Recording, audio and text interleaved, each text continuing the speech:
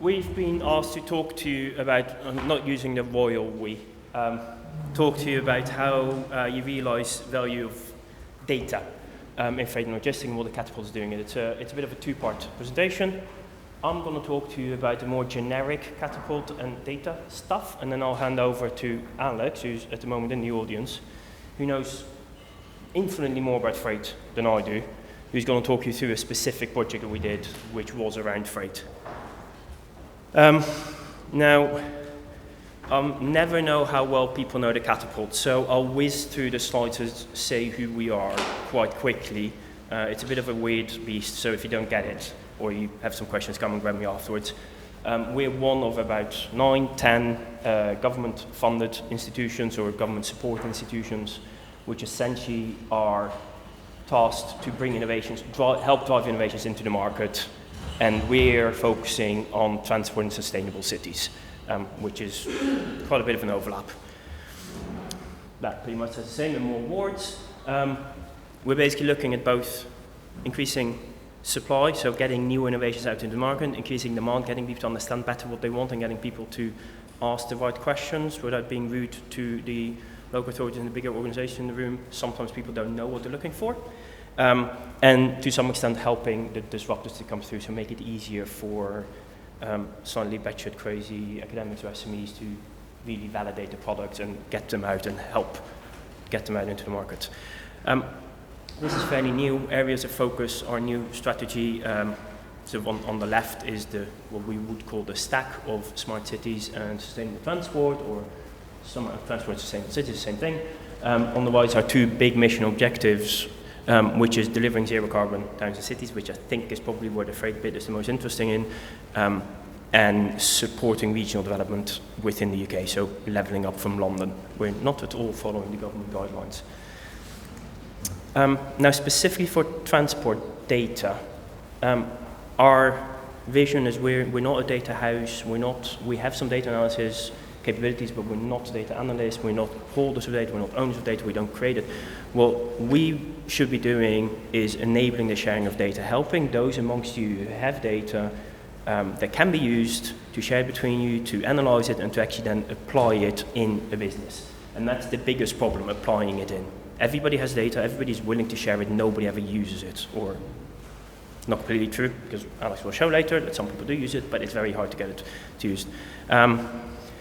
Quickly, in case people don't know, I suspect you know most of this, but the importance of data, this is some old data, old data. It's an old graph by now. Some work we did a couple of years ago on where opportunities in the market are, but data, which is that little bubble on the far right-hand side, it's a market opportunity of about 200 billion, which is a fairly sizable even for a country. But importantly, the fact that it's so far on the right means that the UK is quite a bit ahead of most other countries. It's actually somewhere we can actually grab, or we, industry, you can grab a fairly sizable chunk of the market, so it's worth investing in that. The other benefits, the other perspective of data, this is even older data, but the potential benefits to the UK economy is huge. If we would unlock all of the transport data that could be unlocked, there is multiple billions of GVA that could be coming back. There's thousands of jobs. I'd like to point out those three versions of 4 billion GVA are three separate ones. That is actually 12 billion. It's not repeating the same 4 billion. So what we did with colleagues at the DFT last year, I think, main barriers to sharing data. And these are not in any sort of order, but they are consistent. I think they are consistent in all different modes, freight and others. So a lot of lack of evidence of business benefits, like why the hell would I do it? I mean, everybody knows the data sharing is good, but a CFO doesn't sign off on I know or good. A CFO only signs off on money at the end. And the evidence is anecdotal at best. There's a huge silo mentality. People are interested in sharing data, but they never think of data outside their own type of organization, not necessarily their mode, but people quite often only think of data of the people they have worked with before they know. The confusion about open architecture is a bit of a stupid way of phrasing it. We may need to do a better one. But people get confused between open data, shared data. Does open mean it's free? Does everybody get access to it? How the hell do I do it? What's all those kind of things. The reason I've grayed that out is that's not something we work in. Something like the Open Data Institute is way better, and we will happily pass you on to that if that's the problem, but it's worth thinking about it. There's a lot of issues around people and skills and jobs. It's partly people are afraid of losing their jobs, but it's also partly that the jobs that are needed are not, the people I need are not available for the jobs of tomorrow, if that makes sense. So we don't have the right data analysts and so on. And privacy, security, those kind of things. The lovely letters GDPR. It's quite often the perception of an issue rather than an actual issue. And then what do we believe we should be doing about this? And we believe there's a couple of different steps that the Catapult could be doing. Part of it is providing people access to data sets, not data sets that we hold, although sometimes there are a few, but it's more helping people to find data sets through other platforms, through things the Department of Transport do things that various, there's commercial, is one transport here? No. There's commercial providers, One Transport, Elgin Data, ZipRide, all of those different platforms show people places where data sets are, help them with data analysis skills, so maybe help them to actually analyze the data from ourselves, or help them to find the data analysis house that can help them, or help them to train up their own skills. And then eventually it comes down to demonstrate the benefits. Roll it out for real, do it with people, do demonstrations of your operations before you had data and after you share data, and look at the money you have now saved, or look at the extra revenue you got. And from this we believe we get obviously deployment new service, which is good for us. We get savings probably, or improved revenues for the people that use it, and revenue streams for the people that have data. So everybody benefits from that. And just very quickly, some things that we have done before, or recently rather. The big image on the left-hand side is a roadmap we did together with colleagues at CCAV earlier in the year, which is a roadmap of unlocking the benefits of in-vehicle data. It's a clickable link to an open document, a website that you can go into. I'm not going to do it now, partly because I don't have a computer. But if anybody's interested, have a look when the presentation comes through. There's quite a lot of a wealth of data in there, information, which is, I wouldn't say it's right, there's no such thing, but it's a nice synthesis of what the sector said about half a year ago. Some other things, the Digital Strategic Road Network is a digital twin of a part of Highways England's road network, where they can actually try out whether or not it's worth closing a road in the computer before in real life. Local Authority Mobility Platform is a fairly long-winded project with the DFT to help local authorities understand what data they should and shouldn't share around traffic control. Congestion reduction for TFWM is understanding who the people are that travel through TFWM, making user journeys for them. And then some specific ones, the ambulance prioritization is pretty cool. Apparently when you share data so that an ambulance can get a free free access to the road, so you move people away from where ambulance needs to go, it shaves about, if I remember correctly, it brings the ambulance to, on average, to a patient within 2 minutes instead of 8, which strikes me as quite a big improvement when you have a heart attack. This is one of those things that is blindingly obvious, but nobody had evidence for it until we did that project. And then the last one, which is hopefully the one that's most interesting for you, is Freight Share Lab, which is an actual live project around freight, which I shall pass over to Alex to talk you through.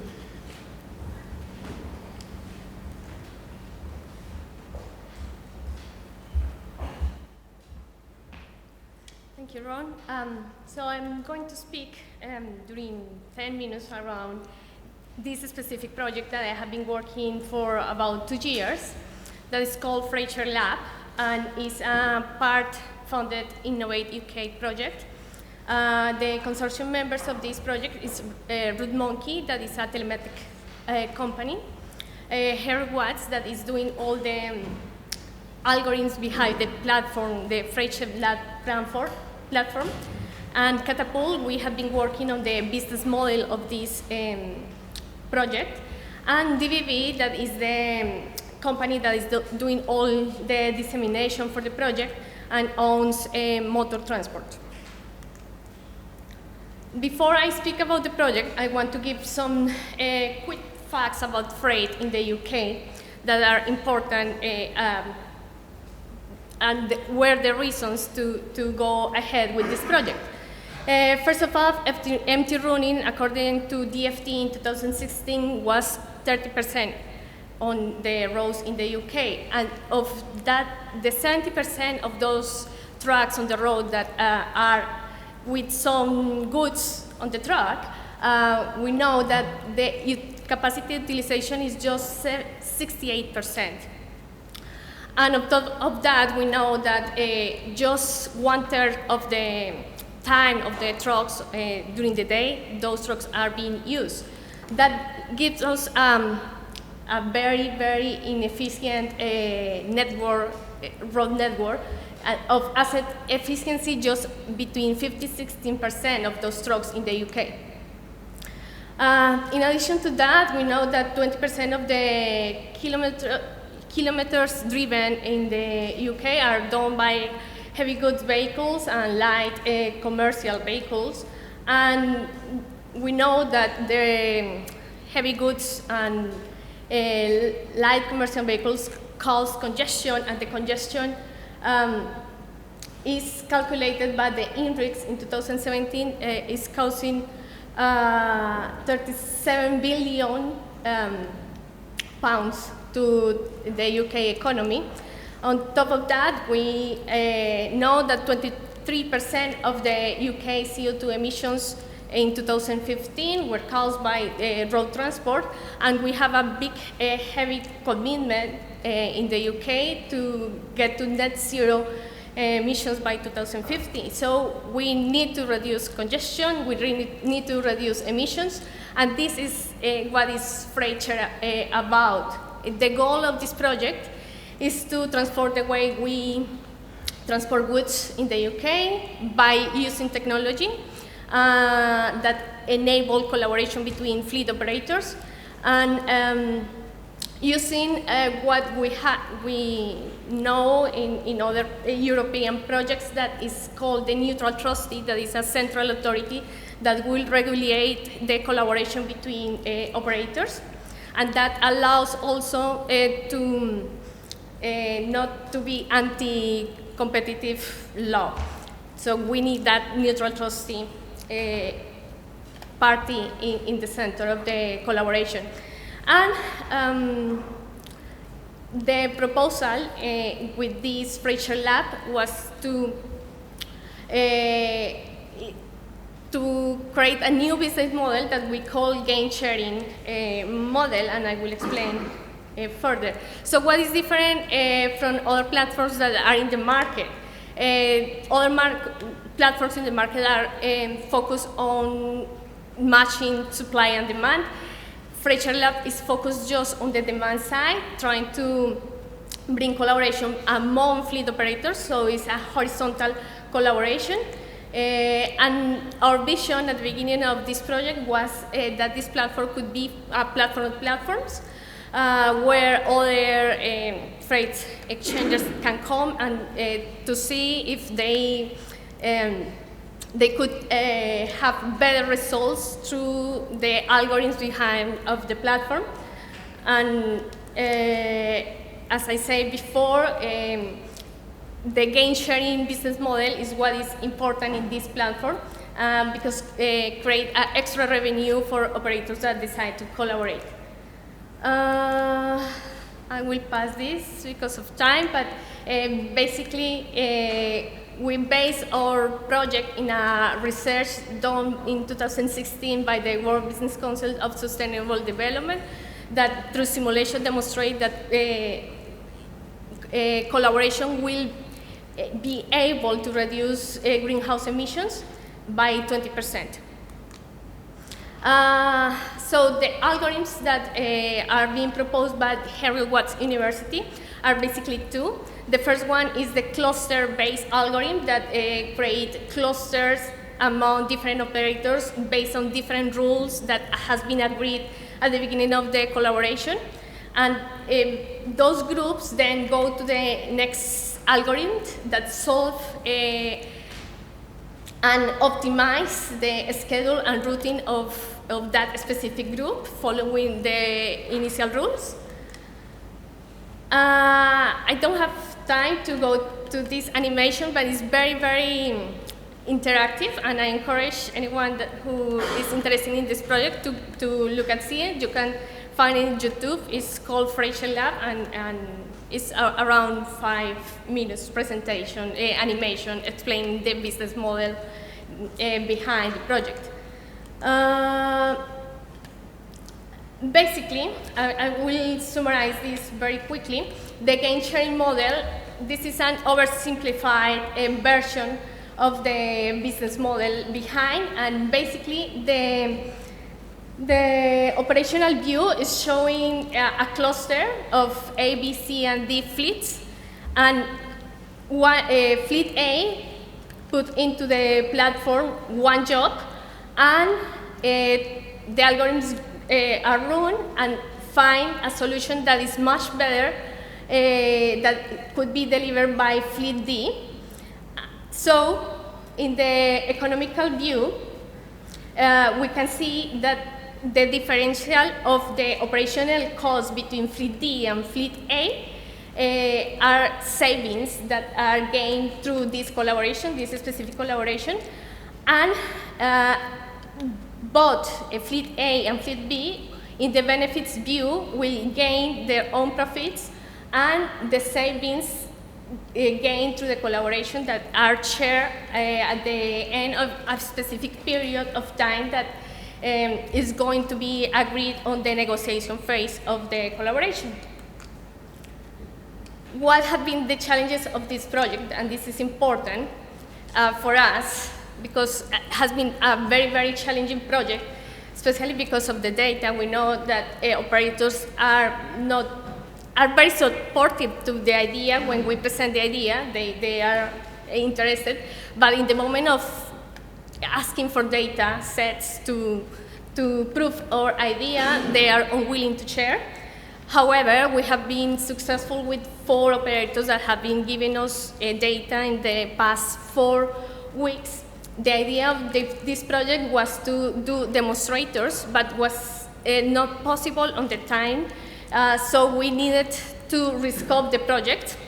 And in the rescoping process, we decided to do a visualization tool to make the operators aware of the benefits that they may be gaining if they collaborate. Even when RootMonkey is a telematics company, we couldn't use their data because of GDPR regulations. Also, at the beginning of the project, we found out that on-account operators are excluded to collaborate because they are not able to carry goods from other operators, and that is 50% of the total licenses in the UK. So, as I said before, we decided we rescope this, and it was approved by Innovate UK to the rescoping to make a virtualization tool. And the benefits of doing the virtualization tool was that we were able to show evidence of the benefits in a virtual environment to fleet operators, benefits in terms of cost and environment. And in this way, operators, we avoid the fear of sharing of those operators because we know that they are not willing to share because they thought that if they share that kind of data, all their competitors can get advantage over that data. And this slowly but securely will prepare the market towards collaborations if the market is able to see that kind of benefits that are available for them. This is the virtualization tool dashboard. Anyone who is interested in this can go and play with the tool itself and see what are the benefits if you are a fleet operator that you can gain in terms of economics, extra revenues that you can obtain, and what are the benefits in terms of reduction of emissions and so forth. And finally, this is an online survey that we launched last week, and if anyone is interested in collaborating in freight and logistics, please go and help us with some insight from your side of what are maybe the barriers that you will encounter to not working in collaborative projects in the freight and logistics area. Thank you.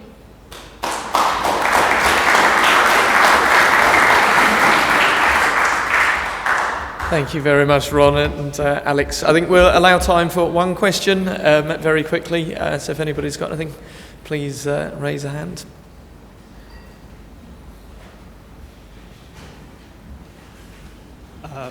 Peter Parpet from Buckinghamshire County Council. Interested in your challenge around getting operators and people to share data. How do you think we can overcome that? And what do you potentially think the role of local authorities or subnational transport bodies in being that neutral, trusted owner is?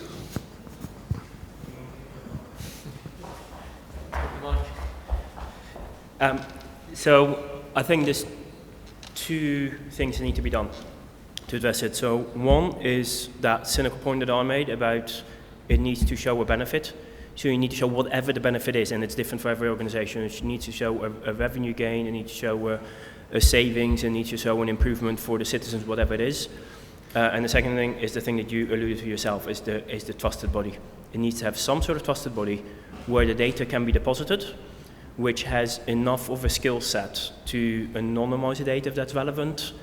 Anonymize is not exactly the right word, it's not necessarily GDPR related, but take the commercial sensitivities or the other sensitivities out, and then pass an aggregated or anonymized or whatever version is on into a collaboration environment, or potentially just hold it all within that neutral environment and only the insights come out to others. Now I think local authorities, the larger local authorities probably, and the subnational transport bodies are excellent for that if they have the skill set. I think it depends whether you have the skill set. Yeah, some do, some don't. Or maybe it is you can bring the skill sets in, maybe but maybe a local authority could hire in the right skill sets to set this up, but they feel like the right people to be that trusted party. We've been trying to take on that role, and I think it's fine for us to do it to start with, but I don't think that's a long-term solution. I'd much rather see it come to the local authorities or similar, because in the end we should be trusting the government. Not necessarily all do, but does that answer your question?